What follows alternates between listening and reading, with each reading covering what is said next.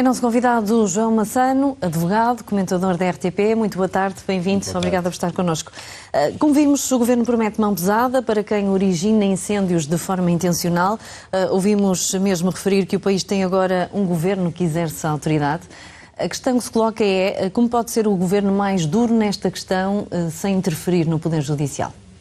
A questão da dureza ou da moleza, como ouvimos há pouco, é uma questão política. De facto, nós estamos a falar de um governo que quer passar uma imagem de força para a opinião pública, porque de facto estamos perante uma situação que traumatizou o país, uma parte muito significativa do país, e portanto o governo sente que nesta altura, eu diria que é mais uma afirmação política, e só uma afirmação política, que depois terá ou não consequências jurídicas, mas que não terá uma influência direta na pena, que no fundo é a ideia que se pretende passar quando se fala em mão pesada. Ou seja, o Primeiro-Ministro e o seu Governo não vão aplicar penas. Isso é um tribunal que faz, portanto...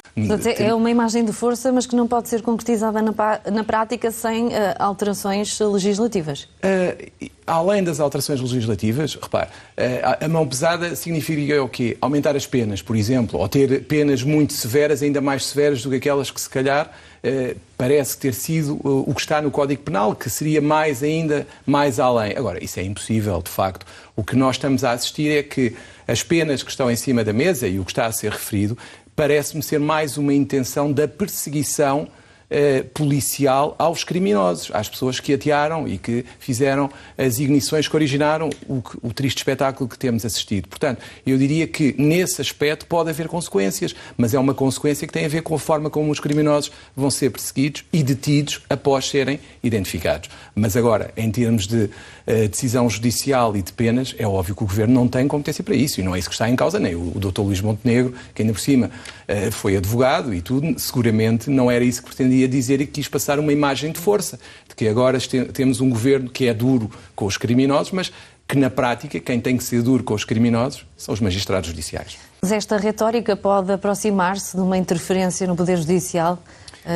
Pode-se correr esse risco ou não? Eu diria que os magistrados já sabem perfeitamente que não há qualquer interferência. Nós estamos num país em que a separação de poderes não seja respeitada. O nosso país respeita a separação de poderes. Agora, o que poderemos assumir aqui é que poderá haver alguma pressão indireta, criar um clima para que não haja mão branda, se quisermos, por oposição dos juízes quando decidirem, mas isso depende da consciência de cada juiz, não é? Eu não acredito, não quero pelo menos acreditar que os magistrados se deixem influenciar por estas palavras no sentido da pena ser maior ou menor. Eu acho que eles apreciarão. Mas o Governo obviamente. promete celeridade e agilidade.